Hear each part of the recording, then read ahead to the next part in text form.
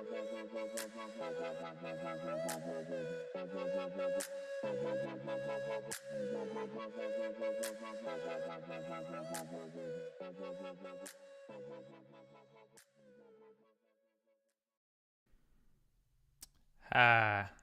are you doing this morning? I just got an alert that the show started. Camera works today, everything's good today, so I got a lot of totally random stuff that I want to get into today. I see we have a person that is brand new. Welcome to the show. Here we go.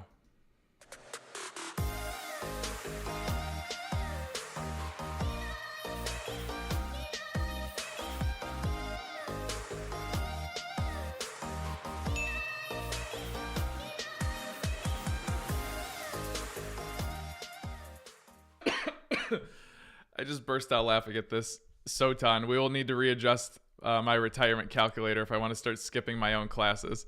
I told him he should just skip his class and make his students wait so he can watch a show. But good morning, everybody. Welcome. You know what? I actually woke up at like 3 o'clock in the morning. I was just thinking, and smash the like button before we get started. I was thinking about the Buzz ETF and what has been happening with it.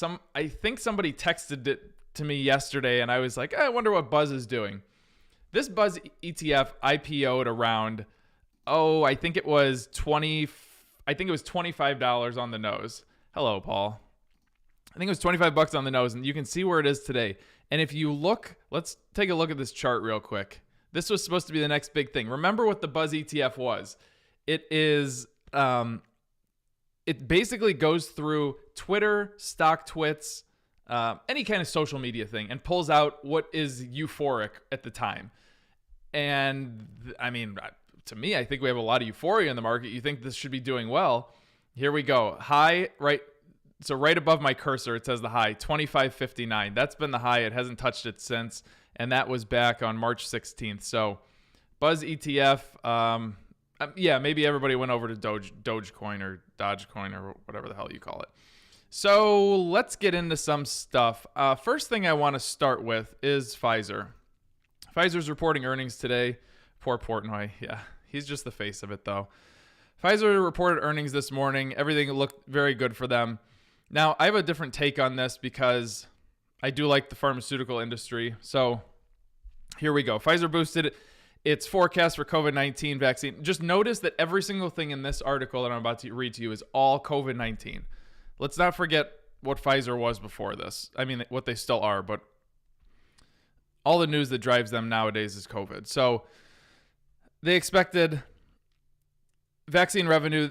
I mean, obviously, it's going to do very well this year. The drug maker now sees $26 billion in vaccine sales in 2021, up from $15 billion, and that was their revised number.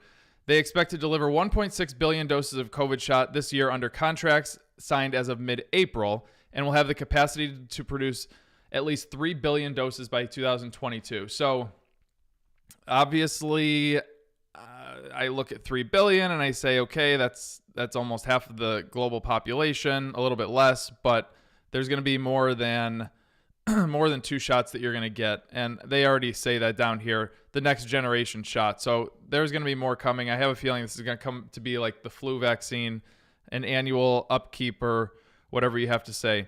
They are going to start getting into other countries. We are ongoing discussions with multiple countries around the world about their needs. So remember, Pfizer is one of the 3 that was given emergency authorization, I think it's called. And who was the other one? Johnson & Johnson and Moderna, I think it was. So meanwhile, vaccine partners are studying their shot in children ages 6 months to 11 years old. Pfizer seeking emergency use authorization for 2 cohorts, ages 2 to 5 and 5 to 11 in September. For those that are 6 months to 2 years in the fourth quarter of 2021.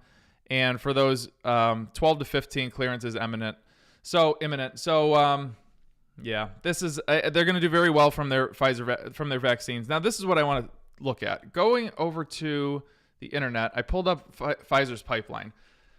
They were known for being the vaccine people, and not the they are the vaccine people of the world. They're also the virus people of the world. So look how many drugs they have in clinical trials, and between their registered phase and their phase 3 trials, which are really ones that are on the cusp, they have 32. So, and man, it's just like everything has just gone by the wayside. They don't even talk about the other drugs, the really good drugs that are coming out of Pfizer. Of course, they're in so many different infectious diseases. They do a lot of cancer stuff, but nobody talks about that anymore. So it's kind of unfortunate, but it is what it is. Let's see. Next story. I want to mention the Berkshire successor. His name is Greg Abel. He's been working with Berkshire for a while. I'm sure that Paul could talk about this better than I can. I mean, I'm sure he's researched this guy, but that's who's going to be coming after Warren Buffett either hands over the reins or passes away. But I mean, just listening to Warren Buffett and looking at him, I mean, the stamina that guy had, he sat on stage there for nearly, I think it was over 4 hours, and he just took questions and answered them and sipped on his Coke and ate his peanut brittle. I mean, the guy's a machine, and his mental acuity is truly incredible for what he, for his age. I just can't get over it. That's the number one thing that I kept looking at. All right, this is from Barron's. Janet Cho. Vaccinated tourists can visit Europe this summer. Rumored that Pfizer vaccine costs $20, but AstraZeneca is $2. I have no idea. I mean, it costs what it costs. I mean, you get into monopolies at that point. I think if there's only three that are allowed in the United States, then Trader Mo for fundamental investors should know better. Oh, but I'm not investing in Pfizer, so it really doesn't affect me. Fully vaccinated travelers would be able to start visiting the EU this summer. People who have received vaccination approval by the vaccines approved by the EU at least 14 days before arrival are eligible. So that's good. At least they're opening that back up. I'm happy to see that. I know those of you that are in the Bid and Ask Nation, we talk about it. Europe is, especially the UK, is struggling a little bit, but looks like you're coming back, baby. This is just a little other note that I didn't expect to see in this article, but nearly 1.63 million people passed through USA airport checkpoints on Sunday. That's the highest this year. And if you look back at last year at this weekend or this date, only 170,000 basically went through checkpoints. So travel is coming back. Delta started booking middle seats on Saturday. So that's going to be the first, they're the last major airline to do that. So everybody has their middle seats filled now. I mean, I kind of liked it without the middle seats, even though it's not good for business, but it is what it is. So hopefully that gets a little bit better. Here's another story from Barron's. The market could drop over 10% over the next 5 months. So it's funny how I keep seeing these stories out there. Everybody's trying to predict this and that. Everybody's saying there's another thing in the story that just talks about these bubble indicators. And remember, it's not just one thing that is saying that we're in a bubble. It's just multiple indicators that keep coming out over and over. So this is a good one. The stock market looks poised to drop harshly through the next 5 months if history is a guide. That's what Stifel says. The stock market historically hasn't performed well between May and October, and this year may fit perfectly into that. I mean, I don't know where they get any of this stuff. Did you read any articles saying herd immunity probably won't happen in the U.S. now? No, I haven't read that, Jay. This is what we talked about yesterday. The Fed could have something to do with stocks falling. And based on the articles that I read to you guys yesterday and that we looked at together, I mean, it makes sense. If the Fed is the one that keeps pumping things in and keeping things going, then when the Fed stops doing that, I mean, common sense tells me that it's going to go the other way. So let's see. Stifel noted that when the Fed reverses policy in order to stimulate the economy and financial markets, it can create a stock market that is hot and that is vulnerable to a joint.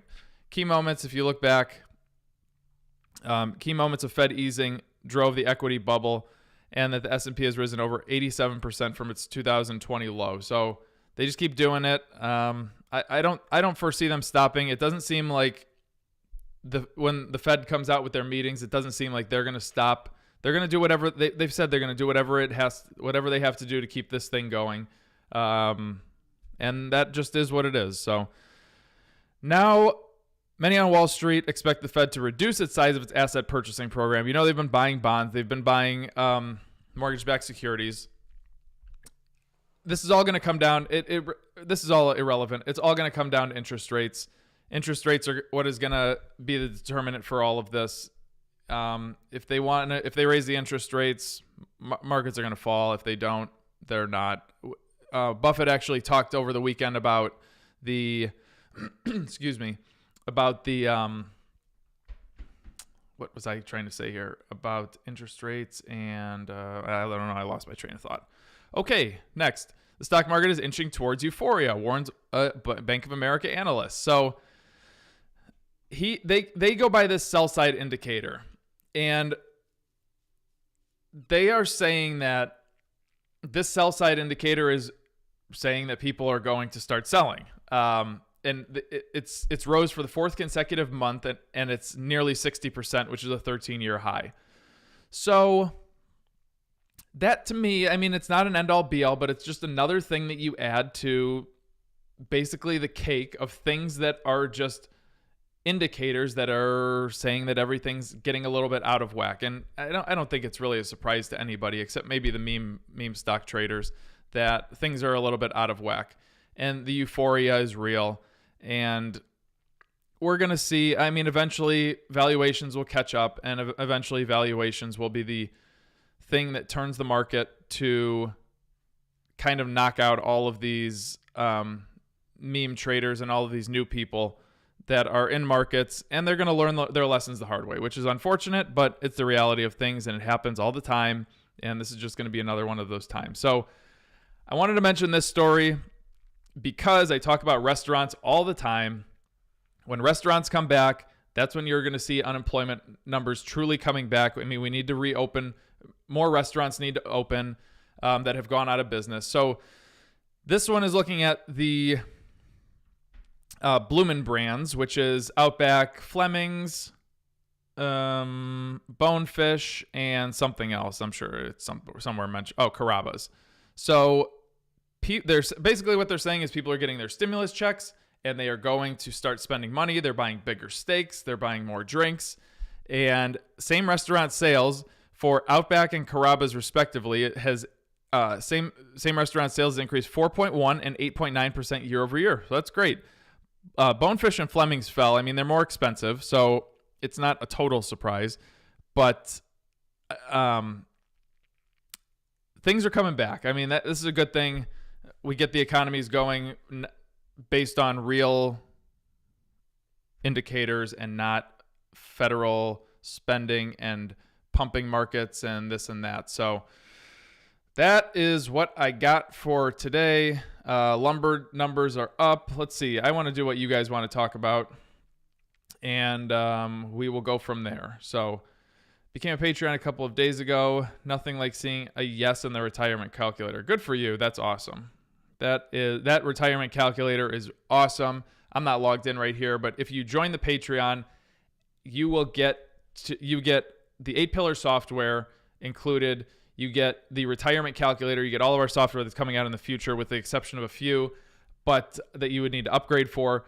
But the retirement calculator is awesome. Not only does it tell you if you're in a spot to retire, but if you're not in a spot to retire, it tells you an exact dollar amount that you need to save per month to get to that point of being okay in retirement. So it is the best stock calculator out there. We have a friend who does this stuff for a living with retirements and whatnot, and he said that it is he said it's the best one that he's ever used. So let's see here.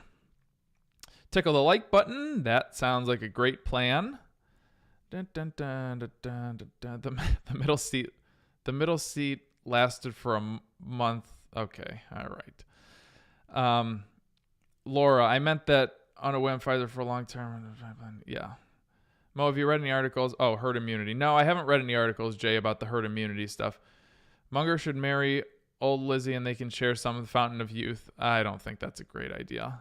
I don't think Charlie Munger could put up with that.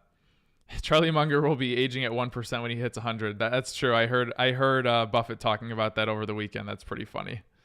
Those two are pretty funny guys. He was saying that Warren Buffett was saying that they have been friends for 62 years and have never had an argument. I mean, of course they've disagreed, but they've never had an argument. That's really incredible. Not sure how the Fed is going to keep this going, printing more money and more debt. Yeah, I don't know I don't think they know how to keep it going. Maybe they do. But when it comes to economics, it's always you fix something with one thing and then you say, what's next? What is the next thing that we're going to have to do? There's not a one-stop answer for everything. So 11 years old, maxing out his 401k. I like it. Do you think that the Tesco stock is undervalued? I don't know what Tesco is. Let's see. TSCO. I don't know what that is. If you can give me more information, maybe I could talk about it. Buffett and Munger really didn't want to talk about Bitcoin. Can you blame them? What do they? I mean, the thing about Buffett and Munger is it's truly impressive how much they stick to their principles and their system, and they just keep doing it over and over. I mean, I'm sure Buffett had a reason for selling Apple. Charlie Munger told him that he disagreed with them and that it was probably a mistake. Buffett even said it was a mistake, but something told him that he should have kept it, and that he should have sold it, and he did, and it is what it is. So you got to respect him for doing that. So at what point will we have $1 trillion bills like Venezuela? I hope soon. I really want one. I would say investing in crypto is okay. Just consider the high risk. I mean, investing in anything is okay. You just need to know the risk that you're playing with it. Mo, what are your thoughts on BABA just hitting the 32% line? Let's see here. Oh, by the way, there's a stock that I gave the Bid and Ask Nation this morning. It's something that I am really keen on. You guys need to, if you want to know about it, join the Bid and Ask Nation. There's my sales pitch. Alrighty, but this stock's going to do something very big. It's going to make some money. I've made a lot of money on it in 2020. I made money on it in 2021. It's coming back down, and it is about to go again in the next couple weeks. So what do I think about BABA? I don't really know what I think about BABA. I mean, your trend is okay, but boy, oh boy, you're sitting under every major moving average, and your volume sucks. I mean, this yellow line right here, this is that's the average volume of the stock. So you can see that for multiple weeks, almost a month, it's been under the average volume. So unless you get something going with that, you got earnings 521. So maybe that'll spike something. Let's see here. What about BABA? They stick to what they know. Yeah. What do I think about Ocugen? We made a video on Ocugen. I think we published it last week. Go ahead and look at it. Oh boy, everyone's talking about this docu. RJ, we talked about docu and what to do in the Bid and Ask Nation chat last night. I thought you were involved in that conversation, but the bad news is there's a lot of people in the Bid and Ask Nation that lost money on this. The good news is they know why they lost money because we talked about it for like 30 minutes last night and figured out the reason. And it was just jumping the gun too early. Everybody was getting a little too excited. And remember, guys, part of this whole process is if you want to be a good trader, you have to be incredibly patient. There's times where I won't go for 2 months without making a trade. I know you guys want to see Mo's trades updated every single day, but this is just not the reality of it.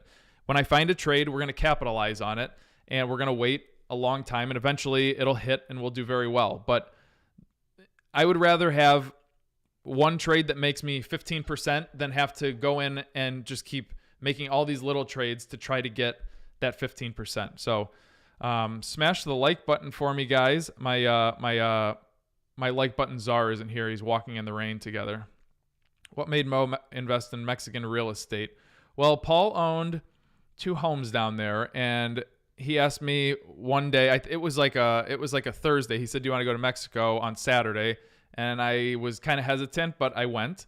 I arrived there in Mexico. I sat down, and within 3 hours, I looked at Paul, and I was like, I need to buy a house here. So we put an offer on, and I mean, within like 48 hours, we had a deal on a house. It fell through, but I bought into the partnership. So now I own a piece of the business, a piece of Paul's business with Crossroads, and that's how. So that place in Manzanillo, it's incredible. LuxuryEI.com if you want. And remember, if you're a patron, especially if you're in my tier in the Bid and Ask Nation, you get 15% off. Don't forget about that. 15% off all, let's see here, right there. 15% off Crossroads businesses. This is one of Crossroads businesses, LuxuryEI.com. This is your website, and you can go ahead and go look at our homes and rent them out and have fun. It's an awesome week. You have full staff. Everything is taken care of for you. It is incredible. Peloton is the lowest it's been in months. I'm sure it's going to go lower based on the trend that I saw yesterday. Where did I see that? Oh, where did I see that? What is the preferred volume for day trading? I don't know. I mean, you can look at preferred volume for day trading. As a general rule, I like 1 million average shares traded per day. That's what I like. That's pretty much all it is. Oh, Seth's here. Hey, what's up, Seth? What do you think about oil ETFs overbought? I don't know. ETFs are ETFs. Go ahead and you're investing in an ETF for a long-term position. So you're throwing it in there and you're waiting years. So just go ahead and invest in your ETFs and let them go for a long time. You're not trying to trade these things. Remember that if you're doing them for your retirement portfolio. Intel. I do love Intel. I sold puts on Intel yesterday. Oh my goodness. I like what I'm seeing from Intel as far from a value standpoint. Let's just keep pushing this thing down. Get it down to that 200-day moving average. I would love to see that. Okay. Guys, smash the like button. We're over 100. Good job. Thank you. All right. When you were day trading, did you find yourself not finding good trades every day? No, I did not. I always found good trades because I had a basket of 5 stocks. They were excuse me, LABU, LABD. Those are my 2 big money makers. I would always go ahead and try to trade those on a daily basis because I knew what they were going to do. Then I also traded, I would look for things that were a little bit volatile. So like a Square, something like that. That was a good one for me. So you guys go ahead and just find your basket of 5. The more you start jumping around, the less gains you're going to make. For day trading, I found it best to find your 5 stocks and start bouncing around with them, and you will do incredibly well. I don't have my 15-minute chart pulled up today, but Laura, remind me tomorrow or remind me this afternoon, and I will make a video for you in the Bid and Ask Nation. Yeah, Beth has been 3 times to Mexico, and it is incredible. Let's see here. Every time I go, I'm just like, I can't believe this is real. Buy Dogecoin. Yeah, Dogecoin is legit. New patron, love the software, helps me ignore the hype. That's it. That's what it's all about. Thousands of dollars on each 15-minute candle. Yeah, you're right, Caesar. All right, you need to go. More questions. More. Oh, HOLX. You know, I had this in my watch list, and I kicked it off because it didn't do what I wanted it to do. Alrighty, this is a tough one. I mean, your trend basically sucks. You're getting a ton of selling volume, and you're under all 4 major moving averages. This is a rough one. Let's see this. I want to do 1 year. Yeah, this is a tough one. I would go find a new stock. But if you want to keep doing it, go for it. Let's see here.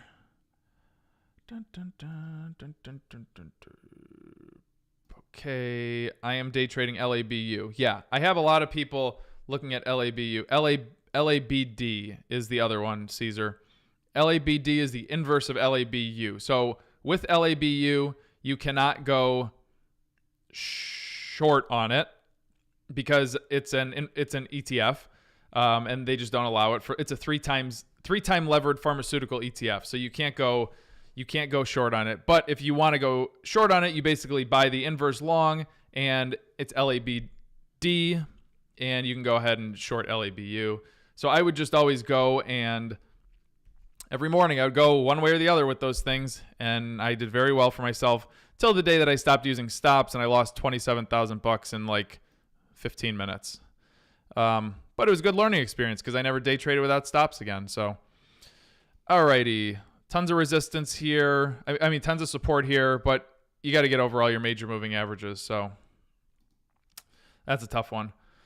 Have you seen Sony? I haven't looked at Sony in a very long time. What makes a stock a good day trade? That's a very good question. A stock that makes a good day trade is something with a little bit of volatility to it, and you want movement. You don't want a stock that, for example, AT&T. You're not going to get anything out of AT&T on a day trade. It's such a dinosaur. It just moves. It doesn't move very much. You want something with a little bit of a beta to it. So if you go to Yahoo Finance or Google Finance or whatever you want to go to, actually, let's just, no, what is this? Oh, this is Buzz. They don't have, do they have a beta? They don't even have a beta. Goodness gracious. Let's see. Your beta here is 0.65 on Pfizer. So whatever the market moves, this is going to move about 65% of the markets, of the one move of the market. So let's look at a Square, for example. Square is a good one. It moves 2.43 times the market. So if the market moves 1, this one moves 2.43. So that gives you a little bit of volatility to it, and you can squeeze some money out of it just because you are going to have more dramatic movements every day. Let's see, is there beta here? So this is LABU. You have nearly a 4 beta. So this is exactly why I would trade something like this, because I know when the market moves, I mean, this 3.5% loss yesterday, you pretty much get that every single day with LABU and LABD. So that is why I like those. And what is the average volume? Average volume is 2.4 million trades basically. So that's a good one. PayPal. Let's see here. Mo watch list update here on the Bid and Ask channel. Oh, definitely on the Bid and Ask channel. I updated it yesterday. Yesterday morning, you have the update. I'll probably update it again tomorrow because there's no point of me doing it again today. Cannabis stocks, highly volatile. Yeah, the problem with cannabis is, are you going to have, yes, it's going to be volatile, but are you going to have the volume that drives it? Probably not. PayPal, I mean, it's not, I mean, you can't get over those two moving averages, this 50 and 100. I mean 50 and 25. So I don't really know what to say with that. It's just not moving. When is earnings? Oh, earnings are tomorrow, right? Yeah, earnings are tomorrow. So you don't want to be in this thing anyways, long term. Let's see. AMCX. Guys, smash the like button for me one time, and let's get that number boosted up there. AMCX dropped. Yeah, it did. 47. Man, what was this thing at? Oh my goodness gracious. Look where this thing was. I remember we were buying it back in this area at around $20 a share. This is a part of the short squeeze, I believe. Okay. Dun, dun, dun, dun, dun, dun, dun, dun. King Mo CACC. CACC. You know, it's incredible how crazy these markets are nowadays. And I go and look at the news, and there's just like nothing in the news. I mean, I was looking at the news last night, and I'm just like, where is everything? There's nothing. You know, there's this stuff going on about Aramco and oil. I think they crushed their sales or earning. There's pent up demand that's going to be happening this summer, of course, because the UK is opening back up, and so there will be pent up demand for oil. So I have a very difficult time analyzing oil. I don't get it. It's very geopolitical. I don't understand the commodities of it. But it's something that you could probably look at a ETF or something and grab it and ride it out for quite some time. You'll collect a nice dividend on it. But Aramco is the biggest. They're the Saudis over there, and they're doing it big. So they sure love their oil over there. So this is, I mean, you have a nice trend going on. CACC. I don't know who asked me about this. Josh. Yeah, you can just stick to your rules and you'll do well with this thing. GFF, girlfriend forever. Or Griffon Group. Okay. No, I don't like it. I don't like it because I don't like you're just going sideways and consolidating. You need something to break out. You need volume, something like that. So, good day, good trade. Yep. Mo, can you look at DermTech DMTK Orlando? DMTK. Let's see here. Man. Guys, these stocks that you're giving me today, we need better trends. You guys are not looking at the trend, and if you're not looking at the trend, I'm assuming that you don't know the rules and stuff. You got to join my tier and start learning about this stuff, because all this stuff you guys are sending me has this trend. I don't know what you expect to do with this. Also, everything is between these moving averages. I don't know what you expect to do with that, and this volume sucks. We need to tighten this up a little bit here. Come and join me, and you will find better stocks. That's exactly what's going to happen. Let's see here. Market's open right now. Let's see what the market is doing. It was down initially, and it's not down that much right now. It pulled back a little bit. Oh, Bill and Melinda Gates got divorced. I forgot to mention that. So sad. Oh yeah, here's the Aramco story. Dun, dun, dun. Ocugen is down. Oh man. You know, somebody commented, one of my favorite comments ever on one of our OC. What is it? There it is. OCGN. One of my favorite comments ever was when somebody put on there, how do you feel about Ocugen now? When they were up 10% one day or something like that. And I just wrote back to the person and I said, I still feel really bad for you, because things like this are going to happen. When we looked at Ocugen's pipeline, they don't have a pipeline. They don't even have anything in a phase one. Everything is in a research phase right now. They have one thing that is for, what am I trying to say here? COVID, which is looking to be approved in India, I think it is, or something like that. And it's absurd. Without COVID, they don't have a drug, period. And they're looking at eye drugs and like macular degeneration and et cetera. Eyes are incredibly expensive to research. And not only that, they're incredibly difficult to get through to approval. The big guys have a hard time doing it. A company like Ocugen, who doesn't make any money, and they have nothing going on for them. So if you want to do Ocugen for a value investment, have fun. Good luck to you. It's not going to turn out well for you, but YOLO. Okay. Laura, I will do this one, and then I'm going to get out of here because I got to talk a lot today as between recording and the show at 1 o'clock Eastern time with myself, Paul, and Seth. Laura, don't like it. Same thing. Trend's terrible. Volume's terrible. We're between all major moving averages. I just don't like it. Apple has a huge gap down. I find that hard to believe. What is the gap down on Apple? Okay, so that's not a gap. This is a gap, and I'll do a teaching thing real quick for you. So when you have a candle like this, and you have a candle like this, and then you have a movement down like so, that is a gap, where you actually have a gap between the prices. Like this right here, this is a gap up, because you have a gap between the prices. All this is just a price movement down. And you can see right here, it's just sitting at the 25-day moving average. If it drops below that, it'll sit at the 100-day moving average. I don't foresee it going much lower than that.